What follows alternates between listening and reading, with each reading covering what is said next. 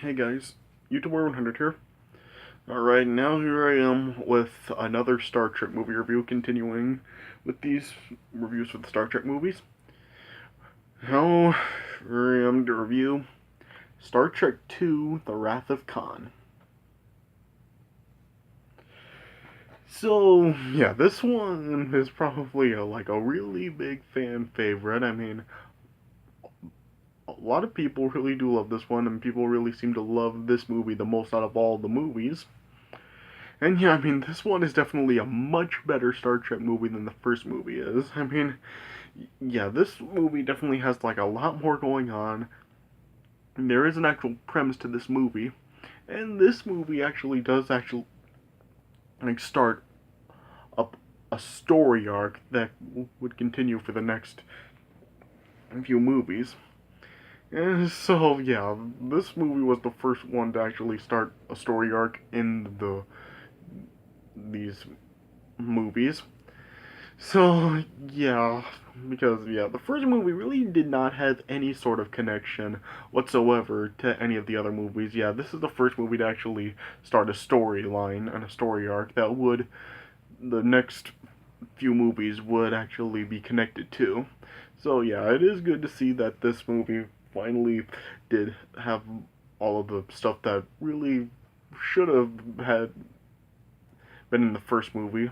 So, yeah, and yeah, of course, we still have the basically all the cast from the first movie is back. I mean, there's still William Shatner as Kirk, Leonard Nimoy as Spock. There's DeForest Kelley as Dr. McCoy. Yeah, yeah, we basically have all the rest of the crew on the Enterprise all back. Yeah, and also, of course, there's Ricardo Montalban as Khan in this movie. And yeah, so yeah, yeah, this movie, yeah, it is definitely a lot better than the first movie, and yeah, a lot of people do kind of have said that this is the best Star Trek movie of the franchise. Yeah, I'm not really sure. I mean, yeah, like I said before, I haven't watched every Star Trek movie before, so yeah.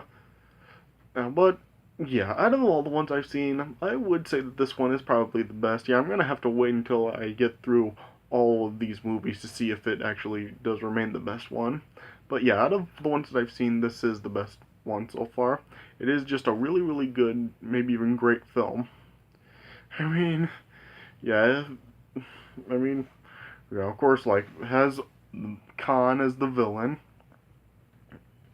And, and yeah, it does kind of have some conflicts in this. So yeah, yeah, I probably would have made more sense to actually have this be the start of the movie franchise, since the first movie was just kind of a standalone and really has no connection at all with any of the other movies. But yeah, this is the second movie, as the bottom line. So yeah, whatever. Yeah, and of course, this movie probably has some of the most famous things in the movie's history of all the movies. I mean, of course, have William Shatner or yeah Kirk shouting Khan. Yeah, and also, of course, this movie also includes the death of Spock, which was a huge move there. And yeah, this movie does have some other memorable moments to it also. So, yeah, but anyway, yeah, this is a really, really good, maybe even great movie. I would give this movie probably 3.75 stars out of 4. I mean, it's just a really, really good to great movie. Alright, so yeah, let me just get right into the review. Alright, so the movie opens on the Enterprise, and it just has Spock training some newcomers on the Enterprise. And they have a simulation where they're in where they're up against some Klingon cruisers, and they end up like being attacked and damaged and stuff. Yeah, and then like it just turns out being like a no-win scenario, just designed to test the Starfleet officers and stuff. Yeah, and it turns out that it's actually Kirk's birthday. Yeah. And so yeah, it just has like Spock like celebrating Kirk's birthday with him, and then eventually Dr. McCoy then came along, and after he just like saw how Kirk really was not in very high spirits, he just advised Kirk to try not to grow old behind a desk and stuff. Yeah. And then later on, it's on the USS Reliant, and they're on a mission, and, and for a to test the Genesis device to search for a lifeless planet. And it turns out like what the Genesis device is, it's just like technology that was designed to reorganize matter to create worlds for colonization. And then two officers from the Reliant, Commander Chekhov and Captain Terrell, beam down on what might be a possible candidate for the planet. And yeah, they feel that the planet may be like the SETI Alpha 6, but that they eventually end up getting captured by Khan. And Khan is like a genetically engineered tyrant. And in order to understand like Khan's backstory in this movie, yeah, you'd have to watch like the Space Seed episode of the show, because yeah, in that episode of the show, like Khan's ship was discovered by the Enterprise, and Khan was exiled by Kirk to SETI Alpha 5 after they attempted to take over the Enterprise. And then once they became maroon, the SETI Alpha 6 just exploded, and it ended up shifting the orbit of the SETI Alpha 5 to destroy its ecosystem and stuff. Yeah. And yeah, Khan is just after Kirk for revenge because he felt that Kirk was responsible for the death of Khan's wife. And then like Khan ended up just implanting these like eel-like creatures into Chekhov and Terrell's heads. And it just like basically puts them under Khan's control. Then yeah, he just used Chekhov and Terrell to capture the Reliant. Yeah. And after Khan then just discovered the Genesis and he found out about it, he then just ambushed the Regula 1 space station where the Genesis is actually developed. Up and like the station is run by Dr. Carol Marcus, who was used to be a lover of Kirk, along with their son David. And then Chekhov then like made contact with Regula 1, and he told Carol that Kirk is actually the one that wants control of the Genesis. And then like Carol made contact with Kirk, and Kirk like didn't know what she was talking about, and they eventually lost contact with that. Yeah.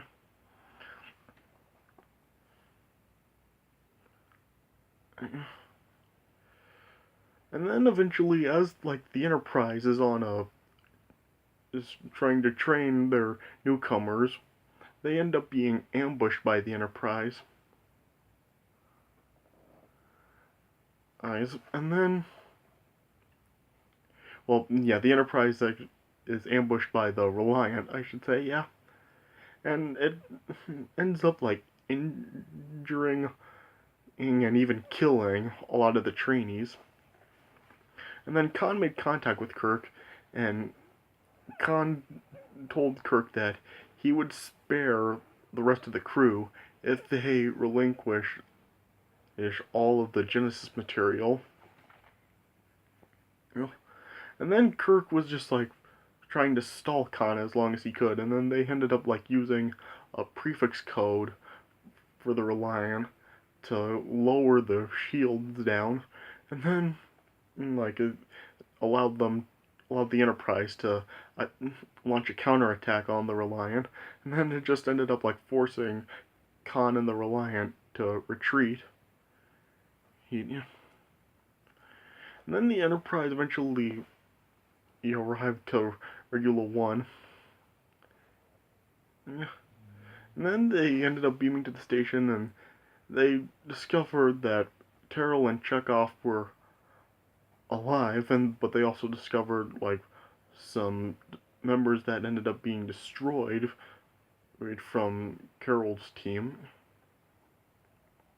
And they also eventually discovered Carol and David ended up being, they were alive, but they were like hiding in like really deep inside of the Regula planetoid. And yeah, then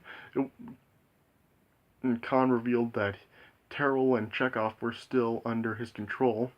And then Khan tried to get Terrell and Chekhov to destroy Kirk, but yeah, Terrell ended up like, he fought the influence from the eel, and then he ended up just destroying himself, and then Chekhov also ended up collapsing, and then Kirk and Dr. McCoy discovered the eel leaving Chekhov's head.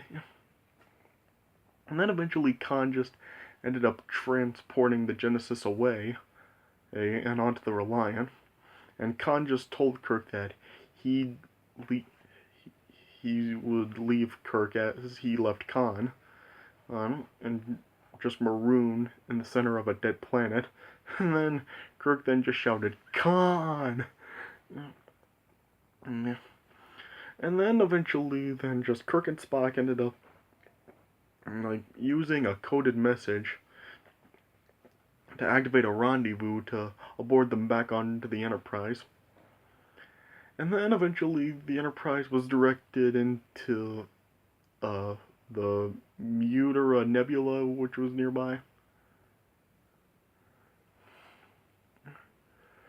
And then, like there just ended up being discharges inside of the nebula. And it just ended up, like, making the shields useless. Yeah. And then it just basically ended up, like, making the Enterprise and the Reliant, like, evenly matched. Yeah. Yeah, and then Spock eventually, like, noted to Kirk that Khan's tactics were, like, pretty two-dimensional, and that he's really inexperienced in space combat. And Kirk ended up just exploiting all that to, like, really disable the Reliant critically. And then that ended up just, like, really mortally wounding Khan. And it just then showed how, like, Khan was really bloody. And then Khan ended up activating the Genesis. And the Genesis would reorganize all the matter in the entire nebula, which would include the Enterprise. Nice, yeah. And, like, the Enterprise crew, like, discovered that the Genesis was activated, and they tried to move out of the range,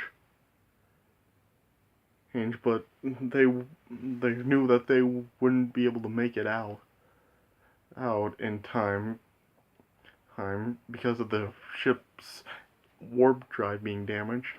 And then Spock decided then to go inside of the engine room and to restore the drive, but Dr. McCoy tried to stop Spock from going in because the exposure to the high levels of the radiation would be fatal to Spock, since Spock is part human.